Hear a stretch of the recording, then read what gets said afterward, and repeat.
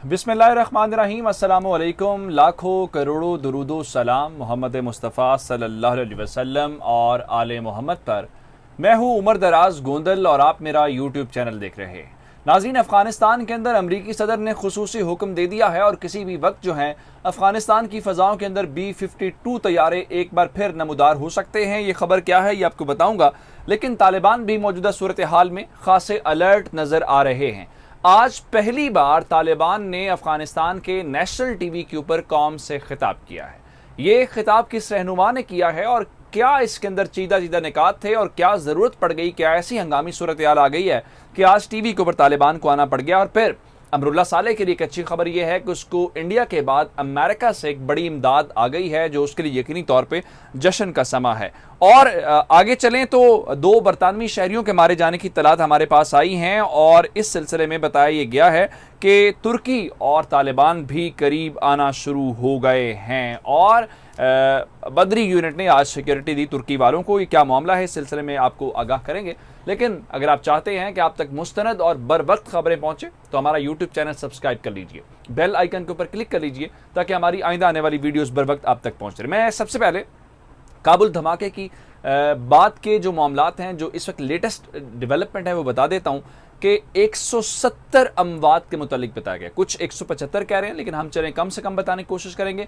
170 अफराद की जान अब तक चली गई है और इन 170 अफराद में से 2 बरतानवी शहरियों के मारे जाने की तस्दीक भी हो गई है। अमेरिका के व्हाइट हाउस के अंदर एक सिचुएशन रूम है जहां पे खुसूसी मीटिंग्स होती हैं। सिक्योरिटी के मुतालिक जो प्रेसिडेंट हैं उनको बताया जाता है, दुनिया जहान की सूरत हाल से उन्हें आगाह किया जाता है। ये इंतहाई सिक्योर रूम होता है जो वहाँ पे जर्नल, एजेंसी, सारे लोग वहाँ पे बैठे होते हैं। आज भी अमेरिकी सदर एक खुसूसी मीटिंग चेयर कर रहे थे सिचुएशन रूम के अंदर और वहाँ पे उनको ये बताया गया है कि अमेरिकी फौज के ऊपर किसी भी वक्त हमला हो सकता है। और जो पेंटागन के तर्जुमान हैं जॉन कर्बी, उन्होंने भी बताया है कि उनके पास मुसद्दिका इत्तलात हैं कि अमरीकी फौज को एक बार फिर काबुल के अंदर या अफगानिस्तान के अंदर जो है निशाना बनाया जा सकता है। और ये हुआ और उसके बाद क्या हुआ, इस दौरान अमरीकी सदर की मुलाकात आज इसराइल के वजीर आज़म नफ्ताली बेनेट के साथ भी हो गई है। ये मुलाकात कल जो सिचुएशन डेवलप हुई थी उसके बाद मुलतवी कर दी गई थी, लेकिन आज हमने देखा कि एक बार फिर ये मुलाकात हुई है। अच्छा, जब अमेरिकी सदर को बताया गया है, पेंटागन ने तस्दीक कर दी है और कल इतना बड़ा नुकसान अमेरिका का हो गया, तो उसके बाद अब आप ये समझिए कि अमेरिका ने और रात जो बाइडेन ने खिताब भी कौम से किया और बताया कि वो बदला लेंगे, जिसके बाद अब बाकायदा तौर पे अमेरिकी फौज को पहले बात बदले तक थी, अब फर्क ये है कि हमले की मंजूरी दे दी गई है और अमरीकी जर्नैलों को ये इंस्ट्रक्शंस पास कर दी गई हैं कि अफगानिस्तान के अंदर जो दाइश खुरासान ग्रुप के ठिकाने हैं वहां पे अमरीकी तैयारे एयर स्ट्राइक्स करें। अब यहां पे सूरत हाल थोड़ी सी पेचीदा हो गई है। इससे पहले जो एयर स्ट्राइक्स होती रही हैं वो अफगान हुकूमत जो उस वक्त थी अशरफ गनी की, उसकी मर्जी या उसकी रिक्वेस्ट के ऊपर माफ कीजिएगा, तालिबान के खिलाफ होती रही हैं। लेकिन अब देखना यह है कि अब तालिबान का टेक ओवर है और तालिबान के होते हुए ये एयर स्ट्राइक्स कैसे होती हैं, तालिबान का रद्द-ए-अमल क्या है। गो के अमेरिकन ये कह रहे हैं कि दाइश के खिलाफ मामलात के ऊपर वो तालिबान से कोऑर्डिनेट कर रहे हैं। क्या इसके ऊपर तालिबान अपना रद्द-ए-अमल देंगे?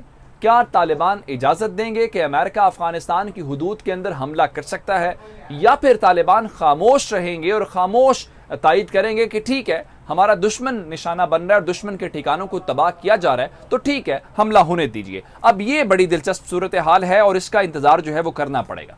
दूसरी जानिब तालिबान मजमूई तौर पे अलर्ट हैं या तालिबान इस वक्त एक्टिव हैं? एक्टिव इसलिए हैं कि वो सारी डबल गेम को भी समझ रहे हैं। वो ये भी नहीं चाहते कि दाइश महफूज रहे उन्हें, और अमेरिकन का भी अंदाजा है कि अमेरिकन क्या कर रहे हैं। आज पहली बार तालिबान ने अफगानिस्तान का जो नेशनल टीवी है वहां पे आकर कौम से खिताब किया है, या दूसरे अल्फाज में कहिए कि कौम को इतमाद में लिया है। अच्छा, ये भी तालिबान के अंदर एक तब्दीली है। ये भी माजी से आज बिल्कुल मुख्तलिफ मंजर हमें देखने को मिला, क्योंकि यही तालिबान जो थे वो हमेशा से टीवी के या कैमरे के मुखालिफ रहे हैं।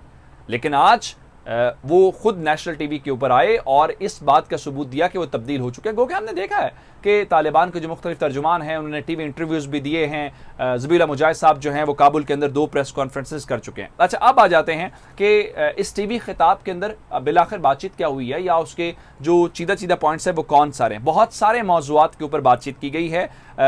जो मेन था वो हुकूमत बनाने के मुतालिक था। उन्होंने कहा है जी जो तमाम एथनिक ग्रुप्स हैं, जो तमाम रिलीजियस ग्रुप्स हैं, यानी तमाम जो एथनिक से मुराद वो मुख्तलिफ नस्ली जो मुख्तलिफ यहाँ पे कौमें बसती हैं, उन सब को इस इंक्लूसिव गवर्नमेंट के अंदर उनका जो ड्यू शेयर बनता है वो उनको दिया जाएगा। फिर एक और बात की कि लोग एतमाद रखें, हम एक बासलाहियत और काबिल अफराद के ऊपर मुश्तमिल हुकूमत ला रहे हैं जो लोगों को डिलीवर करे। अच्छा, फॉरेन पॉलिसी के ऊपर भी बातचीत हुई है, ऐसा नहीं है कि वो इसके ऊपर खामोश रहे हैं। और मैं बताऊंगा ये खिताब कर कौन रहा था। कहा गया है कि चीन हमारा दोस्त है और चीन के साथ 2 तरफा जो ताउन है वो जारी रखेंगे। शेर मोहम्मद अब्बास तंगज़ई जो हैं उन्होंने ये खिताब किया। अच्छा, इसमें बड़ी अब हैरानकुन बात है अब शेर मोहम्मद अब्बास साहब के मुतालिक, ये इंडियन जो मिलिट्री एकेडमी है वहाँ से ट्रेंड है और ये तालिबान मुखालिफ रहे हैं, लेकिन तारीख का अब देखिए कि तारीख कैसे बदल गई कि आज ये तालिबान का हिस्सा है और आज तालिबान के बिहाफ के ऊपर पहली बार कौम से इन्होंने खिताब किया। अच्छा, ये तो हो गई 2 बातें। अब तीसरी बात की तरफ आपके लेके जाना चाहता हूं और आपको बताना ये चाहता हूं कि जनाब आज अमरुल्लाह सालेह को इंडिया के बाद अमेरिका से बहुत बड़ी मदद आ गई है। हमने आपको बताया था कि इंडिया एक तो पंजशेर के अंदर अमरुल्लाह सालेह और अहमद मसूद को सपोर्ट करता है, साथ ये मुतालिबा किया था, चूंकि इसका अपना क्लेम है अमरुल्लाह सालेह का कि वो अफगानिस्तान का एक्टिंग प्रेसिडेंट है एज पर कॉन्स्टिट्यूशन, क्योंकि जब प्रेसिडेंट नहीं होता तो वाइस प्रेसिडेंट एक्टिंग प्रेसिडेंट के तौर पे काम करता है। जिसके बाद अमेरिका के 2 सेनेटर्स जिसमें जो पॉपुलर है वो लिंडसे ग्राहम है, ये वही लिंडसे ग्राहम है जिसने कल कहा था कि बगराम एयरबेस खोल दो और यहाँ पे आके इनको बताओ कि हम यहाँ पे मौजूद। आज इन्होंने इन दोनों जो सेनेटर्स हैं इन्होंने अमरुल्लाह सालेह से बातचीत की है, उसका मौक़िफ़ सुना है, जिसके बाद इन्होंने अमेरिका से मुतालिबा किया है कि चूंकि कॉन्स्टिट्यूशन इस वक्त नाफिज है और वो तालिबान को हम नहीं मानते, तालिबान को हम कब्जा ग्रुप कहते हैं, इसलिए अमरुल्लाह सालेह को अमेरिका भी अफगानिस्तान का जो लीगल सदर है, जो कानूनी सदर है वो मान ले और इसके अलावा